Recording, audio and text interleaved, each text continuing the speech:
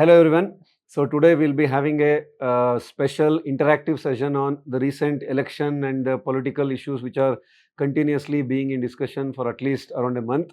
So mostly we'll be focusing on the Bihar special intensive revision issue and the recent allegation made by few political leaders about the electoral or voter related fraud related issues which has been continuously in news. So today we have with us Vinay sir, who is the founder of Insights IAS, who is also actively involved in politics. So he'll have a very special and interactive discussion on the grassroots level issues. Along with that, obviously, sir will also focus on the broader issue of the Indian democracy, Indian politics. And along with that, we have Nikhil Gowda sir, who is also Polity Faculty and PSIR Faculty. He'll have very detailed technical details related to the overall issue. So, okay, we'll be starting with the discussion. Sir, in the recent times, Bihar Special Intensive Revision is continuously in news. So, in the context of that, okay, let me first ask Nikhil sir. So, please first explain what is the process or issue all about, sir. So one issue what is happening in Bihar is that the election commission now is doing a revision of the electoral roll in simple terms. Correct. So the question is that whether it is possible to be done. Yes, it is possible to be done under Representation of People's Act. The election commission has the power. Correct. So the law says that at any point of time, the election commission, if it feels that it has to go through a recheck on excluding the what you can say voters who have been illegally registered, to remove their names. Now the question is that why they are doing it in Bihar at this point of time.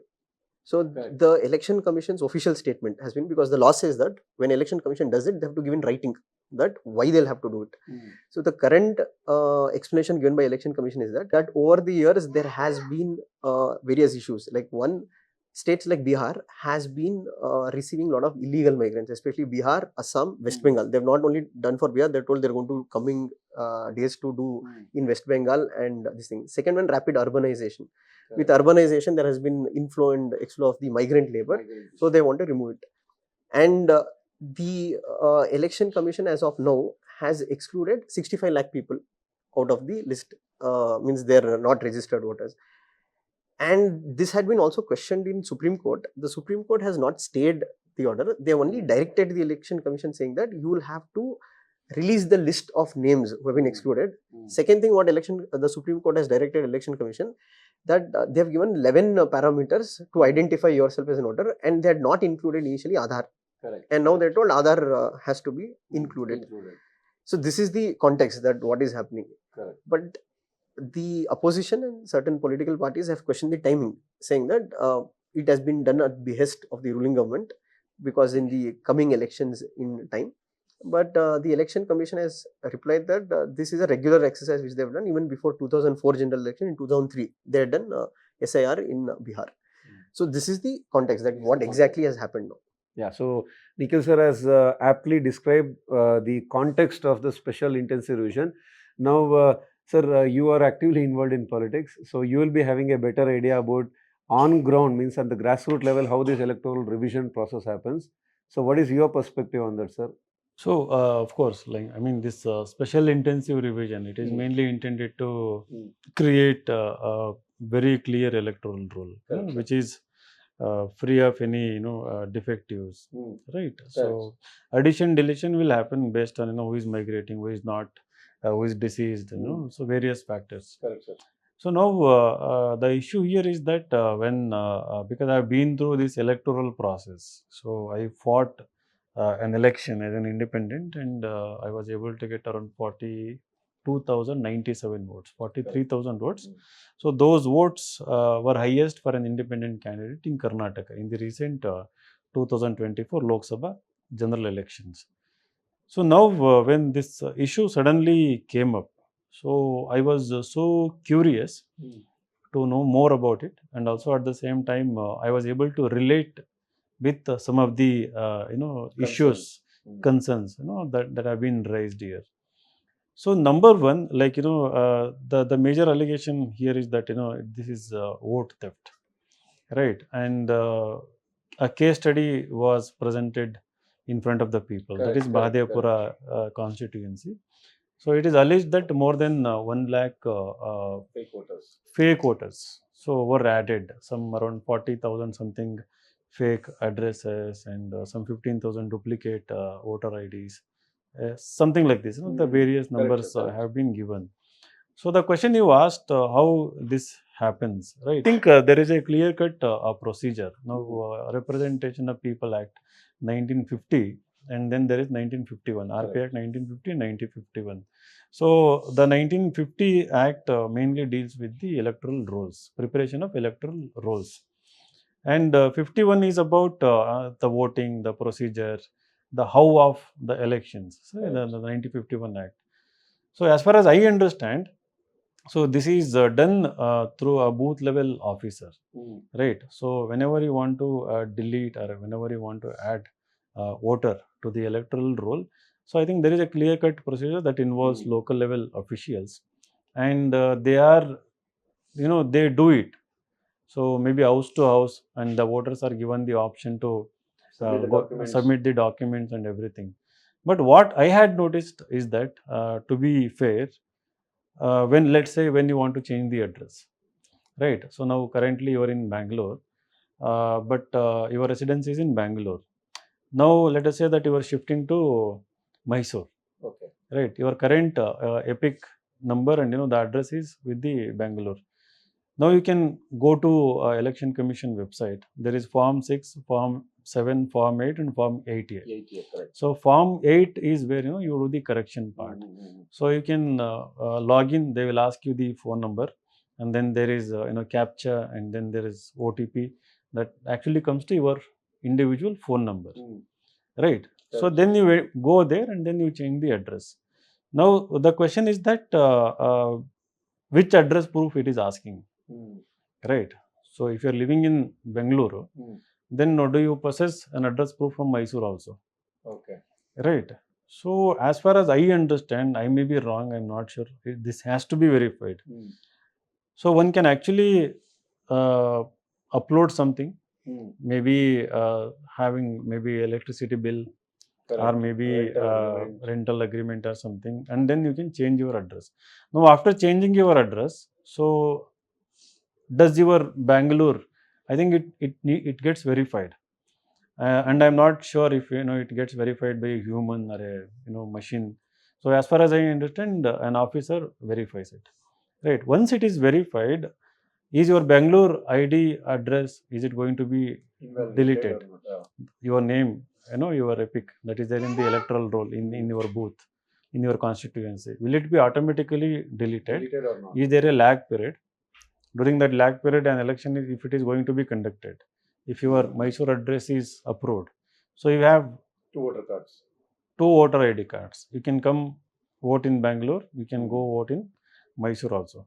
So I think this is more about technology. I think this is more about, I think this is manipulated, this is misused by local officials, local influential politicians, irrespective of whichever political party. So there have been allegations, for example, to give you a case study, that let us say that in your constituency, the demography doesn't support you.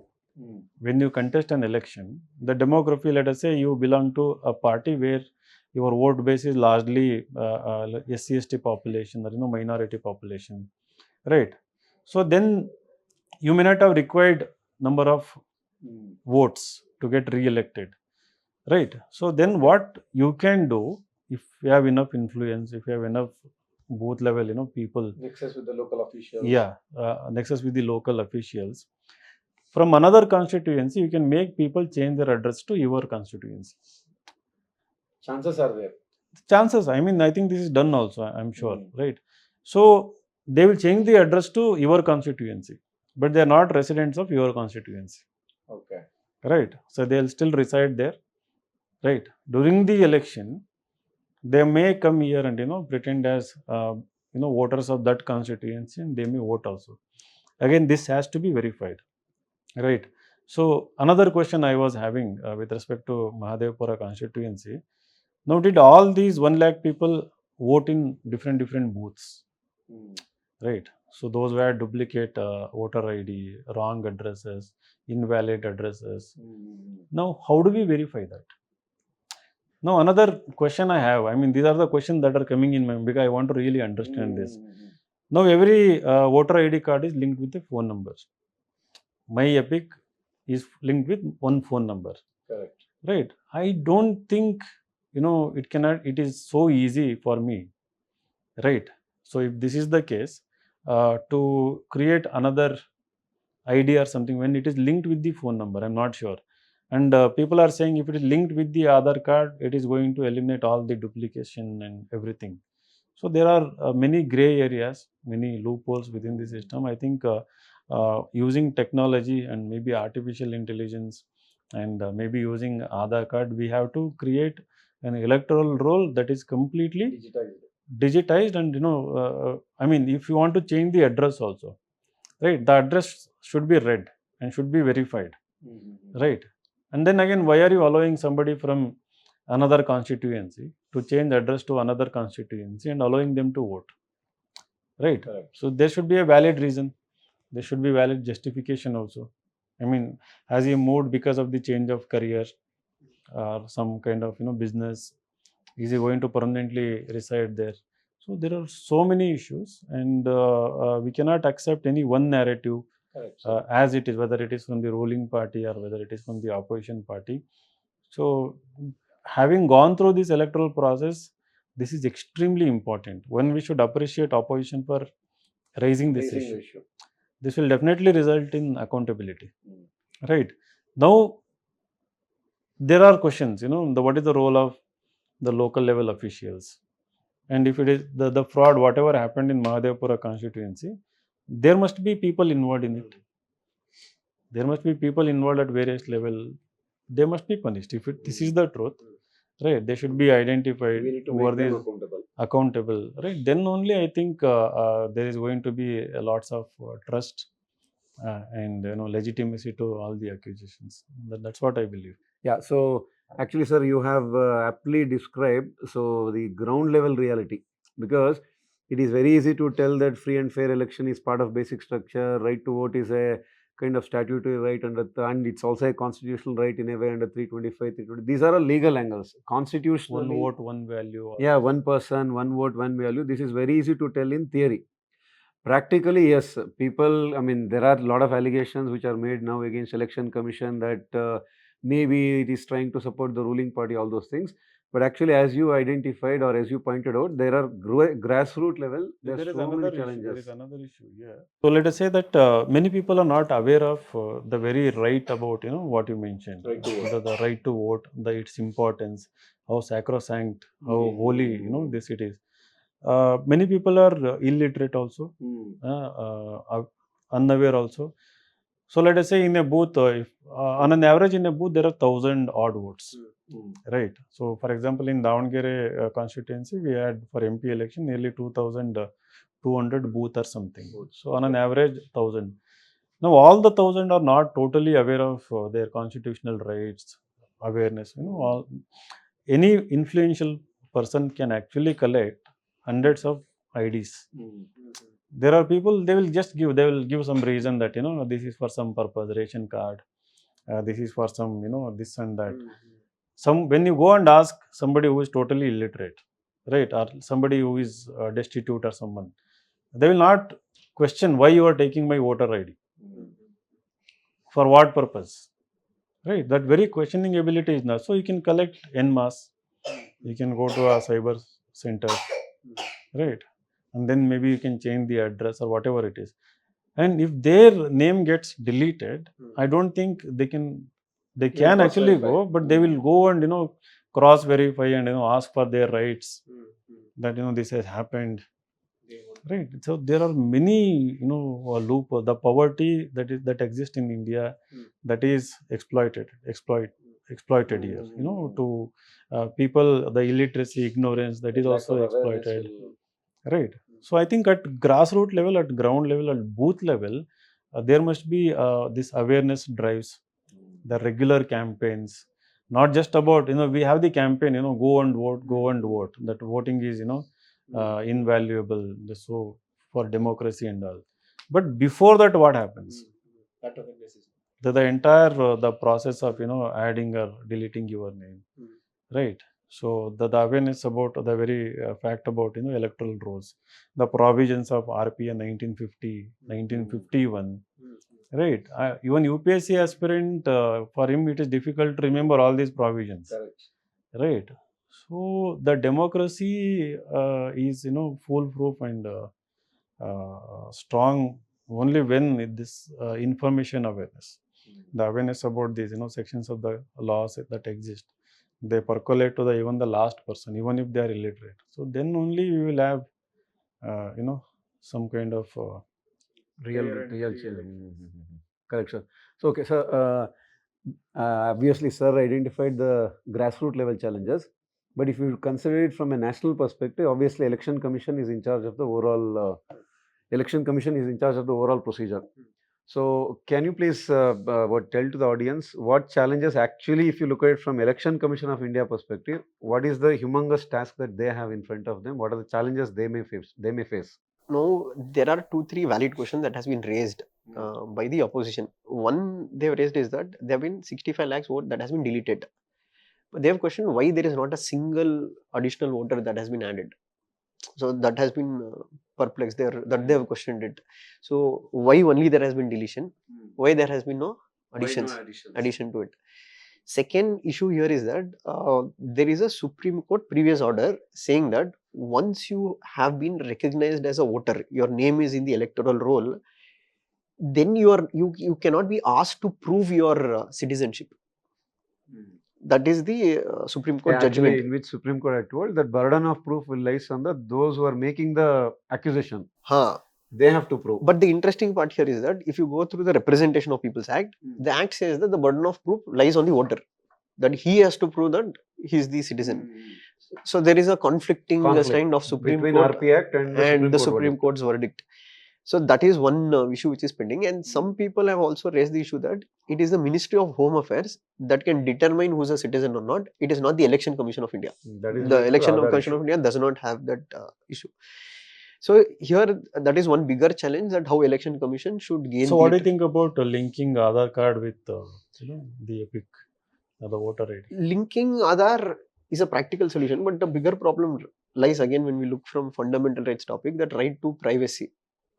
That is again been questioned, that linking Aadhaar, that what is the guarantee that data what has been collected by the government is completely safe. The issue was raised in Supreme Court few years back, sir. So Election Commission and Government of India approached Supreme Court saying, so it is better we link it to Aadhaar. So obviously what will happen, high chances that duplication of voters will be addressed, means you can easily delete, as they have done for direct benefit transfer scheme, all those things. But Supreme Court in that particular case said, so there is a huge privacy issue involved here. So chances of misuse might be there. So that's the reason Supreme Court rejected, but probably as you also identify that it is high time, I think we may have to link, because there is no other way, I mean possible, maybe some people are telling we may link to, we may introduce Bitcoin technology and then try to deduplicate or digitize, that is also there. Aadhaar looks like a better solution, but that's what maybe Election Commission and Government of India has to convince Supreme Court saying that even if we link, chances of misuse will be less. We will take appropriate measures. Like Supreme Court in Puttaswamy case had told that if you prove the triple test criteria, that legality, necessity, proportionality, they will allow. So if they prove that we have taken necessary measures, misuse of this data will not be there, I think a Supreme Court will have to allow that. That looks like a very possible solution, because if there is no digitization of the data, misuse is, as he was also, as Nikhil sir was identifying, that one of the major allegation opposition has made is that we don't get digitalized data here. So if you have seen, the one of the leader was showing that for one assembly constituency there is 7 feet of data, how should we go through it, we can't scrutiny this also, and they were demanding some CCTV footage, that was also not available. Election Commission has their own reason for it, but actually that is also practically a counterpoint. So earlier we had allegations against EVM, right? Yes, sir, so since the elections, so we have seen many allegations, no? On EVM we had allegations. Now the EVM allegation has taken a backseat now, right? So then there was allegation about VVPAT also, right? And I remember one IAS officer talking about how one can actually hack and manipulate EVM also. So now we have issue with respect to electoral rolls, right? So now when these allegations are made against the Election Commission of India, right? So do you think the voters will lose the trust against ECI, or like is it necessary, that the opposition is active and they are asking these questions? To the question of election commission integrity, the EVM which was before raised, the election commission did conduct something called as hackathon, and where they openly invited anybody who can hack it, but none of the people who accuse, they were able to turn up.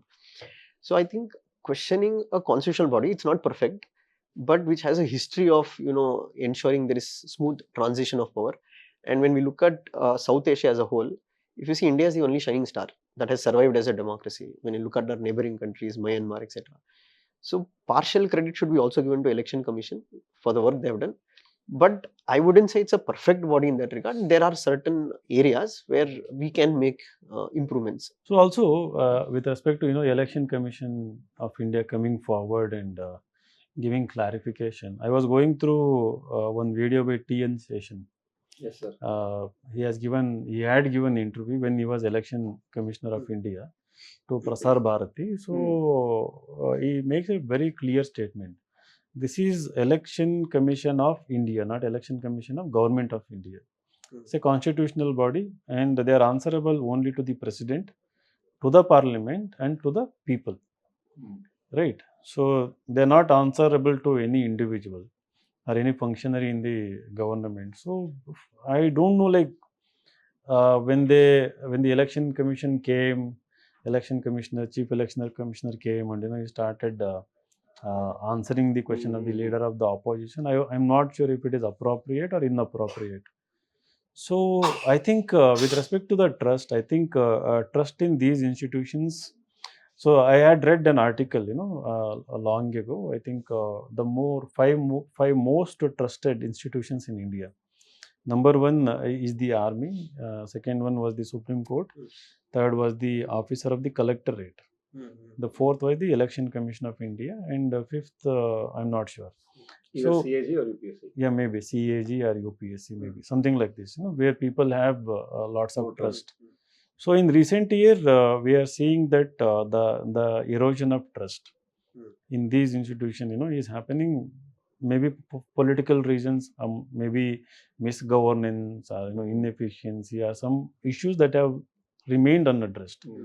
So I think what I believe is that it is high time that leaving politics outside of this discourse. Keep away your politics. Come together and strengthen these institutions. Right. So the even Election Commission should not respond in a way where it sounds like political. So even the opposition should not make it too political issue just for the sake of creating a narrative or creating a public sentiment against the government. So now with respect to this allegation like Mahadevpura, the another thought that was coming up, okay, now we have exposed like if there were any inaccuracies or loopholes. Now constructive criticism should be there. Can you provide a solution now? Now what should be done about it? Right, you are blaming Election Commission, okay, it happened. Now what is the way forward? Right. So for regarding that, I'm not seeing any solution debate or somebody offering constructive criticism to the Election Commission that okay, this happened because of this reason. Now what were the reasons it happened? Like it looks like as if Election Commissioner of India, he himself called people there in the local level, and he asked them to add 1 lakh votes or delete 60 lakh votes or something like that. It is not that easy, right? India is a very big complex country with 140 plus crore cannot directly people. put the blame on one person, Chief Election Commissioner or anybody. So earlier we were discussing about ground level reality. So another point that came to my mind, when you go to vote to any booth, right? So there are booth agents. For example, I had my own booth agent. Parties, so BJP had its own booth agent, Congress had its own booth agent, JDS had its own booth level agent.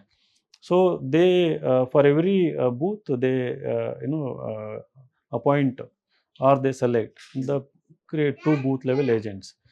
So one sits inside. So when you go to vote inside the voting booth, So when you were standing in a queue, so there are 3 benches where one agent from each national party and our regional party, if independent candidate is strong enough to put his own agent there, they will be sitting and they will have the list, the electoral roll of that booth. So all the voters of that booth will be there. The same list will be there with each agent. So now, during the campaigning, before that, and these are local people, right? And they will be aware of all the people. Those have been associated with that party, because for long duration they will be associated and they will know them, and they have been through lots of elections. So they should be able to identify if there are any strange things in the list, if there are some kind of additions that they don't belong to that constituency, especially in rural areas. But in urban, I am not sure, because urban, I think it's very difficult to know. But yeah, to some extent, they will be aware of it. So I think there are, as far as I understand, still there are many safeguards that are there. But it's all about how these people can be influenced. These people are influenced. So again, I don't think this is the vote chori is the only one way, where. Correct. Yeah, just to sum up, actually, as both Vinay sir and Nikhil sir identified, ECA is actually time-tested institution. Though, I mean, it gets its powers from Article 324 of the Constitution, considering the enormity of its challenge. Like, for example, in 2024 election, there was almost around 98 or 100 crore eligible voters were there. So, making sure that they get included in the electoral roll, making sure that they conduct elections very regularly, despite few criticisms, actually it is one of the most successful institution in almost entire global south. So yeah, they are facing a lot of practical challenges, but that blame directly cannot be put on the election commission, because they have already followed the procedure. Now obviously sir, so one major issue that is going on is with respect to the electoral fraud. That is maybe some discrepancies are there in the electoral rolls, either registration or maybe in revision, like the Bihar issue. But actually, if we consider the overall sanctity of the election, there are so many other burning issues, concerned issues, which are actually affecting the issue of free and fair election. So considering your experience, so for example, let us say there are allegations that Indian election is majorly influenced by money, power, muscle power, all those things. Do you really think that on the ground level it will have a serious impact, or is it like blown out of proportion? No, it has extremely serious impact. Money, muzzle, and minister power. 3 M's. Right? The local minister in charge, or the local MLA, right, who is a strongman there, so he will have his own muzzle power. Right? So those who have elected, like as a corporators or councillors, his own rowdy sheeters, the muzzle power. So they will go and intimidate people. Right? So they will force them to. There are people who are vulnerable. Right, who are scared because their livelihood depends on these people, so they can snatch their job. They can chase them away, right? So they can influence the very survival or the very livelihood of the people. It is there. I have seen and I have experienced. And then the money power. So like it is, I mean, I think it's open secret. In Karnataka, if you want to do a member of parliament election from a party, right, they say that you should have 40 to 50 CR. Right. If you want to do MLA election, the minimum is 10 CR and 20 CR or something. So in MLA election, you have like 2 lakh voters on an average. Right. 1.5 to 2 lakh voters. So if it is a triangular fight, you need to get around 65 to 70,000. Around 80% people come and vote. Right. So this is a widespread practice to distribute money, gifts, so many things one night before the election. Right. Now, I want the leader of opposition party, so have respect for him for raising this issue. So this money which is distributed, right? So it is distributed by every party, right? Congress, BJP, whichever party, everyone, right?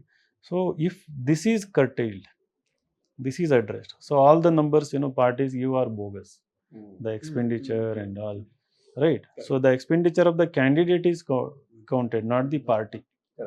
Right? Political party can spend thousands of crores. right? But the candidate, there is a limit, right? So these are the issues, and you can easily buy votes, right? So again, how do they buy votes? What I have seen, they also have electoral rolls in their hands. People who go to distribute money, right? So they go to particular booth, people belonging to their party, right? They know where they reside. Like this is like foolproof. I mean, it has become a tradition.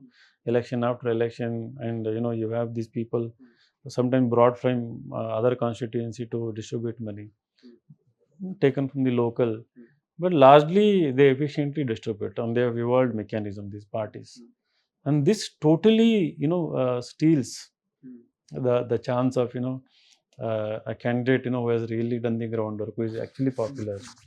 So and then there are so many other factors, big leaders coming and influencing the fake news, right? Social media and the smear campaign. There are so many issues that happen during the election that actually go against a candidate, who can fairly win. So it totally impacts the sanctity of the election democracy. So it is a collection of so many issues that are making our democracy imperfect, not so perfect, right? I think the entire the discourse, the narrative should be about all the issues combined together.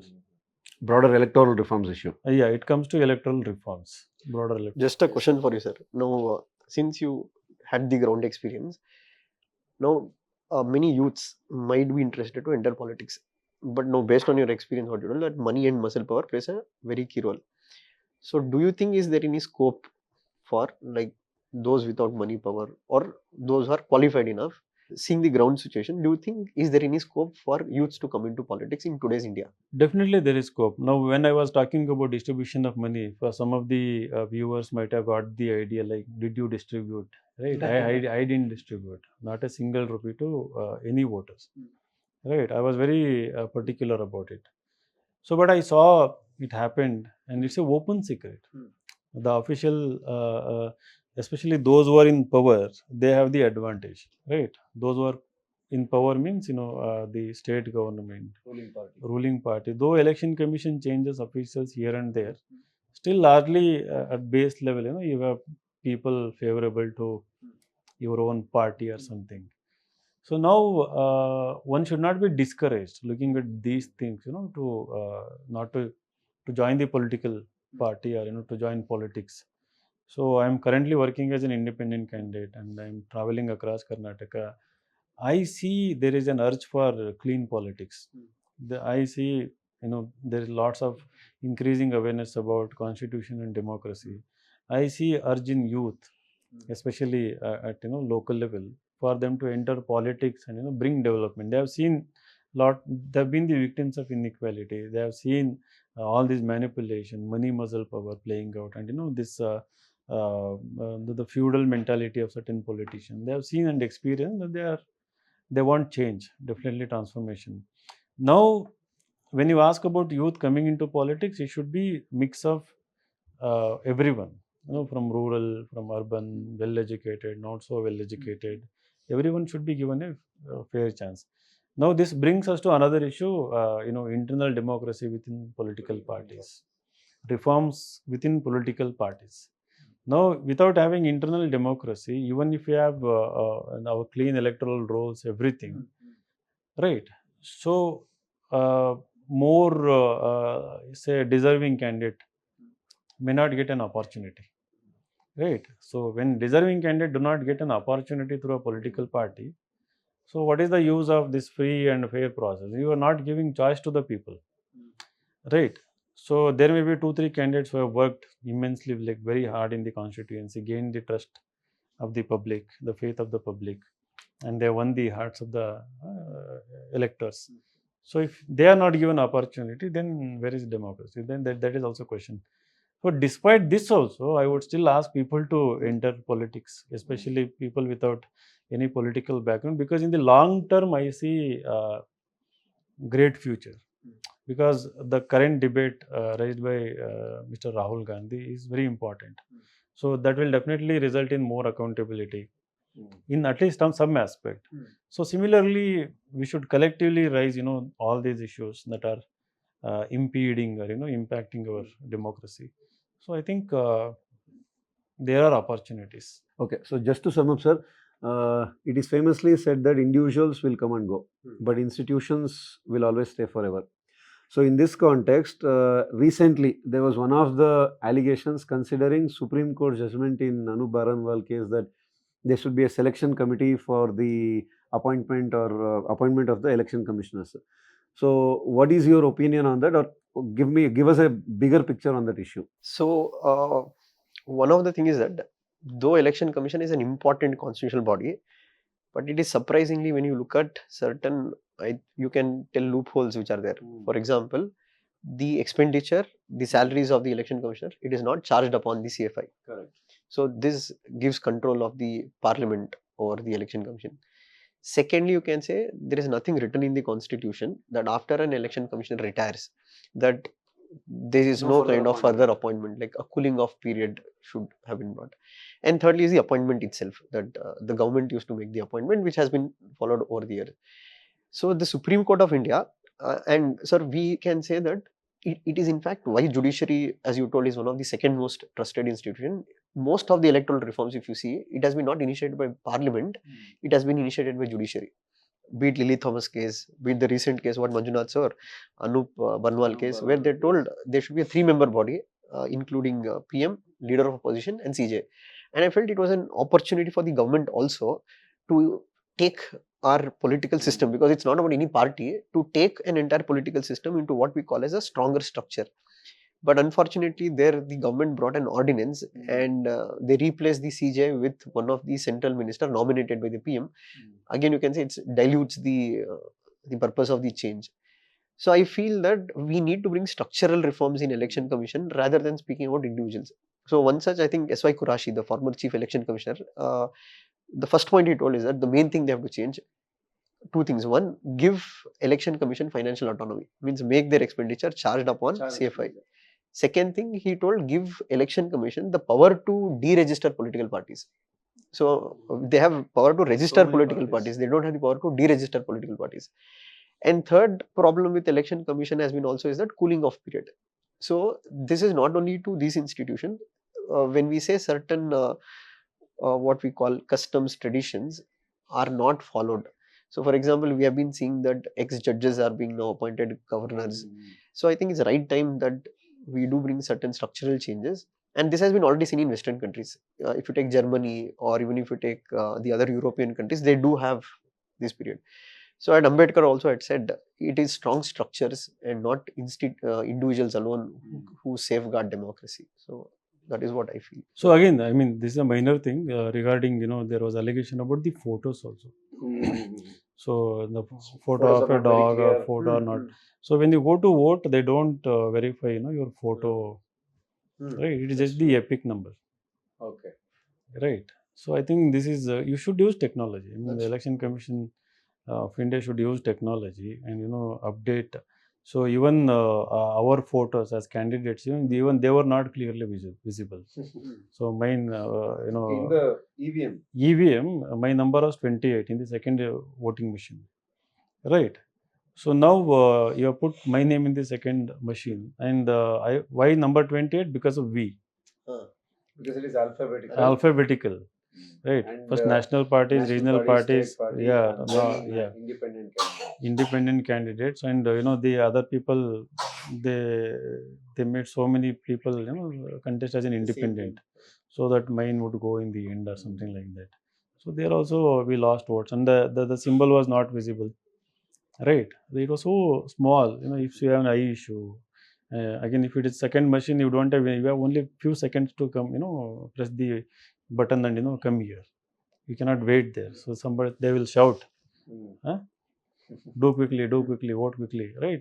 So there are so many issues here, right? Even one vote lost because of a small issue here and there is still anti-democratic, or even I would say unconstitutional. So we have to go to that minute level to make the entire election process truly fair and free of any kind of malpractices. So that possibility is there if there is a political will among all the political parties. So then, as you were telling, the youth, so we can all come with lots of joy and energy, enter politics, and truly bring revolutionary change. So in the country. Sir, are you now committed to continue your political journey?